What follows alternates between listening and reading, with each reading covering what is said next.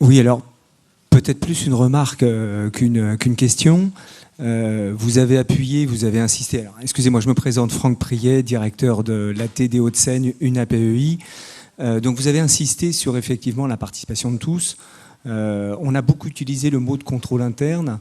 Je pense que c'est important aussi peut-être de parler d'outils de pilotage. Parce que développer des outils de contrôle interne, c'est offrir aux délégués mandataires des outils de pilotage pour leur permettre de prioriser. Ça va avec l'autonomie, leur autonomie, ils ont une grande autonomie, donc c'est à nous de leur fournir des outils de pilotage. Voilà. Et alors du coup, je fais un petit clin d'œil, je ne sais pas si les éditeurs de logiciels sont dans la salle, il n'y en a pas 36 000 concernant notre profession. Mais je pense qu'effectivement, il y a encore des progrès de la part des éditeurs. On trace énormément notre activité, donc c'est assez facile de construire des outils de pilotage et donc de contrôle interne à partir des progiciels existants, d'extraire des tableaux synthétiques, ce qui permettrait de fluidifier ce contrôle et cet outil de pilotage et de ne pas le vivre comme effectivement une surcouche. Voilà, donc peut-être que si vous l'acceptez, que votre diaporama, il serait peut-être pertinent de l'envoyer à nos quelques éditeurs de progiciels. Donc on partage à 100% ce que vous venez de dire, c'est-à-dire que le contrôle interne, il doit être au service aussi des mandataires, il doit les aider dans leur quotidien, et la dimension suivi, outillage, pilotage, elle est essentielle. Sur la question des SI, c'est une faiblesse endémique, hein, pas que dans votre secteur. C'est sûr qu'aujourd'hui, il y a des pistes qui ne sont pas du tout exploitées, y compris sur le plan technologique, en matière de contrôle embarqué. Demain, en matière d'intelligence artificielle, où on peut facilement traiter la donnée, la structurer et la mettre au service à la fois du suivi quotidien, du pilotage de la structure et d'aider à la décision. Donc 200% d'accord avec vous là-dessus.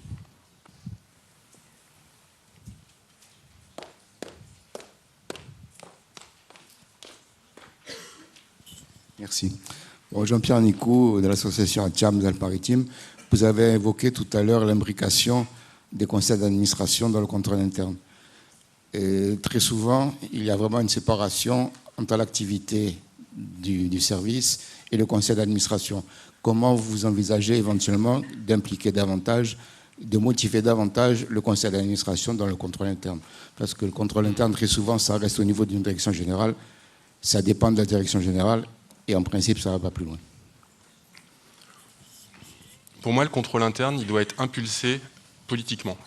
Donc pour moi, c'est une décision de l'association et de sa gouvernance de fixer l'ambition, de dire ce qu'il en attend, et de fixer aussi les modalités d'organisation. Sans faire ce qui se fait dans des grandes entreprises, avec des comités d'audit, etc. C'est lourd. Mais il y a quand même certains éléments dans la philosophie, qui est de dire qu'il y a des instances de contrôle, il y a des instances de pilotage, que chacun a sa place. Et moi, je pense qu'il faut être inventif, il faut créer quelque chose de spécifique et d'adapter à votre réalité, à votre fonctionnement. Mais il faut réfléchir à cette comitologie, à cette organisation du pilotage du contrôle interne. Mais ça part d'une impulsion politique ferme, avec un mandat qui est donné au directeur général pour déployer une démarche de contrôle interne qui concernera l'ensemble des couches de l'association, depuis la gouvernance, avec aussi les questions de conflit d'intérêts, jusqu'au métier. Patrice Gauthier, ancien directeur et jeune administrateur. Donc j'ai été associé très récemment au projet de service de l'association dont je suis le trésorier, et je dois dire qu'il y a là satisfaction de la part de l'administrateur que je suis, de découvrir d'une part que les professionnels peuvent avoir des liens et des relations tout à fait riches avec les administrateurs, que ça ne se limite pas à la direction générale. Le directeur est à côté, il approuve. C'est vraiment une équipe, et donc ça veut dire un conseil d'administration, mais qui s'implique aussi. Nous avons été 2 administrateurs à participer à l'élaboration et à la finalisation du projet de service. J'ai, en tant que trésorier, construit avec le directeur une lettre de mission pour du contrôle financier. Donc on a véritablement une participation possible. Encore faut-il l'apprendre. Et donc avoir une vision non pas séparatiste entre salariés et bénévoles, mais avoir une vision plutôt homogène, d'ensemble, de ce que vous disiez tout à l'heure, des risques que l'on prend collectivement pour exercer des mesures de protection. Absolument.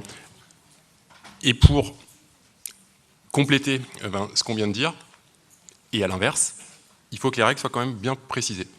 C'est-à-dire qu'il ne s'agit pas de renverser le paradigme, de faire en sorte que le conseil d'administration se mette à faire du management du quotidien. Enfin, c'est pas du tout ça le propos, en tout cas, que je voulais dire. Mais d'où la nécessité, en amont de la démarche, de bien préciser les zones de compétences, de bien préciser la règle du jeu autour de ça. Mais une organisation qui va de l'avant est une organisation qui vit bien entre administrateurs et salariés, c'est une évidence. Mais avec une définition des rôles et de la place de chacun bien précise. D'ailleurs, en contrôle interne, les questions de délégation de pouvoir, de compétences, etc. sont sérieusement étudiées. Plus le système est clair et admis, et mieux ça va. Je ne sais pas s'il y a encore une question dans la salle, mais j'ai envie d'en poser une, à la limite, qui rejoint la question de M. Gauthier et de M. Nicou, par rapport à... Je parle de la matière et du domaine de la protection juridique, quand même une matière qui est en train de se complexifier. Et on arrive à un certain moment où il y a un risque aussi, parce que ça devient technique, parce que ça se complexifie, qu'on ne trouve pas un moyen de cimenter l'action et du politique et aussi des professionnels de terrain, et aussi garder un peu cet esprit associatif, parce que tendre vers un outillage, là je me fais un peu l'avocat du diable, tendre vers un outillage, outiller les services avec du contrôle interne, avec de l'évaluation interne, externe, avec des procédures. Comment faire que ce bénévole, qui a quand même c'est l'âme aussi de l'association, il ne suffit pas aussi de la vider de son sens, comment faire en sorte qu'ils soient aussi dans ce wagon de la professionnalisation à leur place, j'ai toujours dit à leur place. Voilà. Est-ce que vous pouvez nous donner quelques pistes ? C'est une question sur la gouvernance. Alors je ne sais pas si j'ai la légitimité, je peux juste vous donner un point de vue. Enfin, effectivement, il faut réaliser une prouesse. C'est-à-dire que la prouesse, c'est de concilier à la fois la professionnalisation, qui est nécessaire. Vos associations ne sont pas des associations comme les autres. Vous n'êtes pas l'amicale des boulistes du 13e arrondissement. C'est-à-dire que vous gérez des fonds publics, vous avez une mission qui est à la fois dans le code de l'action sociale et judiciaire. Vous brassez quand même pas mal d'argent en direct et pour le compte de tiers, donc vous n'êtes pas une association comme les autres. Enfin, vous n'êtes pas des associations comme les autres. Et ça, je pense qu'il faut quand même se le dire. Et donc ça impose un niveau de pilotage, de gestion supérieur, je dirais, à toute autre association. Pour autant, votre histoire, votre culture, votre richesse, c'est le fait associatif. Ça, c'est une spécificité française dont on s'honore, dont on est fier, qui est parfois aujourd'hui discutée, mais pour autant, c'est ce qui fait votre spécificité, et c'est ce qui aussi a fait ses preuves, jusqu'à preuve du contraire. Aujourd'hui, vous avez développé et ça marche, et vous remplissez les missions qui sont les autres. Donc concilier deux, c'est pas simple. Pour autant, je pense que quand on parle d'administrateur, il n'y a pas qu'un type d'administrateur dans vos conseils d'administration. Des gens différents qui viennent chercher des choses différentes, et c'est pas forcément la même chose pour tout le monde. Certains vont être plutôt penchés sur les aspects de gestion, etc. D'autres vont plutôt être dans la vie associative. Donc il faut essayer de trouver, je ne dis pas que c'est facile, un terrain d'épanouissement pour tout le monde. Les associations qui vont bien sont les associations qui arrivent à équilibrer un petit peu ça. Je ne sais pas si je réponds parfaitement à la question qui m'est posée, mais...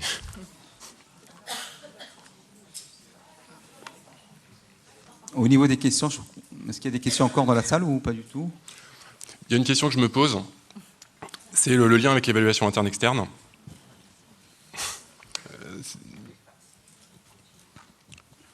On l'a un peu dit, il y a une notion quand même de continuum entre ce que vous avez fait.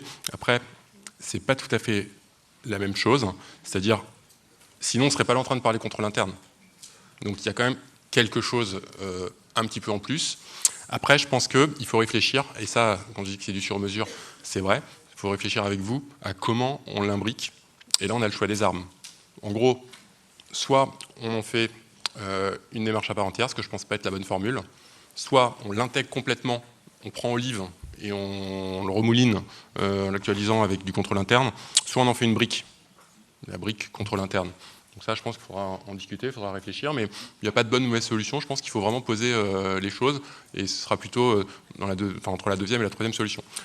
Le secteur médico-social, qui dépendait de l'ANESM, a connu une évolution, parce que l'ANESM est intégrée dans l'HAS. Ça dit peut-être un petit peu quelque chose de l'avenir. L'HAS va aller davantage vers des démarches structurées.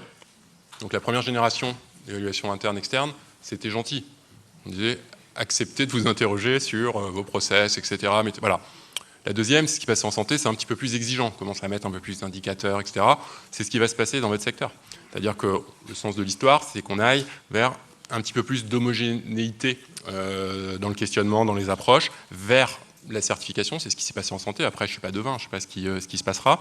Et aujourd'hui, dans les référentiels de certification en santé, les questions de contrôle interne, elles sont quand même abordées au moins sous l'angle du pilotage. C'est-à-dire qu'est-ce que vous mettez en place pour piloter vos risques, etc. Donc je pense que ça va être abordé à minima sous cet angle-là. Bon. En tout cas, ce qui est quand même rassurant, c'est que vous avez quand même pris... déjà, vous avez une connaissance du métier, ça c'est bien, des pratiques et des services. Et vous avez aussi, je pense, répondu à une attente, lorsqu'on a réfléchi, nous, sur ce projet-là, une volonté de faire fusionner tous ces outils, en fait. Et aussi bien réglementaire, je pense à l'évaluation interne et externe, donc au livre aussi, histoire qu'on n'ait pas un empilement ni un millefeuille de ces outils, mais d'en faire quand même des outils qui convergent, des outils qui deviennent intelligibles entre eux, qui communiquent, et qui ne soient pas complètement cloisonnés ou qu'on ait un travail un peu en silo, redondant, quelquefois on a l'impression de refaire la même chose. Il faut qu'on ait quand même en ligne de mire que cet objectif de complémentarité. Dans Olive, j'ai regardé avant de venir, parce qu'il y a quand même bien longtemps, il y a quand même un certain nombre de questions qui sont des questions qu'on se poserait en contrôle interne. Donc, il y a des recoupements finalement. Bon, je crois que c'est une dernière question de M. Dumont, de la CAP 22. Est-ce qu'il y a une nuance à faire entre évaluation, contrôle interne et audit?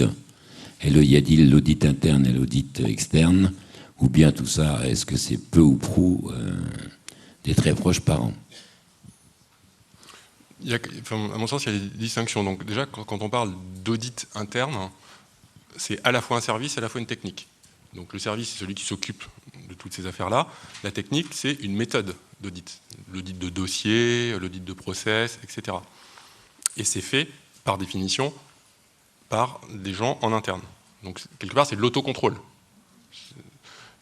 L'audit externe, c'est un audit par tierce partie. Soit par un organisme certificateur, soit par un cabinet de conseil, soit... Voilà. Le contrôle, au sens réglementaire du terme, c'est autre chose. Et c'est ce qui va être vu là. C'est la puissance publique qui contrôle, à travers un dispositif qui a éminemment progressé ces dernières années, le dispositif d'inspection-contrôle, qui contrôle les organismes, les entités qu'elle autorise, qu'elle tarifie, etc. Et ça ne peut être fait que par des agents assermentés, des inspecteurs assermentés par les magistrats, etc., etc. Et ça ne peut pas être fait par tierce partie. L'évaluation interne-externe, c'est encore différent. Ça se rapproche plus de l'audit externe, quelque part. Sauf que ça donne, entre guillemets, une assurance d'avoir respecté certaines dispositions avec deux techniques. Soit c'est fait comme avec l'HAS, soit c'est maîtrisé et c'est fait en son sein, c'est-à-dire que les évaluations sanitaires, c'est fait par des pairs, PAIR, donc ce sont des gens du monde hospitalier qui suivent une formation, qui sont formés, habilités, etc., et qui viennent dans d'autres régions faire les évaluations, soit comme dans le médico-social, parce qu'il y avait trop d'établissements, c'est confié à des tiers, des organismes privés, etc. Et c'est l'approche qui a été retenue parce qu'il y avait trop d'établissements à contrôler. C'est une approche qui est aussi discutable, hein, parce que par définition, ça crée de l'hétérogénéité dans la qualité, dans le cadrage, etc. Et l'HAS va sérieusement s'intéresser aux organismes habilités. Et on souhaite qu'ils serrent un petit peu la vis, parce qu'aujourd'hui, il n'y a aucune contrainte à l'entrée pour être organisme d'évaluation externe. Il n'y a aucune compétence a priori à mettre en avant pour être habilité. On vous retire l'autorisation si vous n'avez pas satisfait, mais il n'y a pas vraiment de frein à l'entrée. Du moins, c'est ce que disait l'ancien directeur de l'ANESM, Didier Charlan.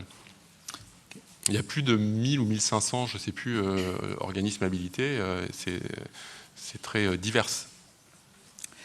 D'accord. Écoutez, merci pour cette intervention qui a été quand même riche, dense. Donc, merci beaucoup.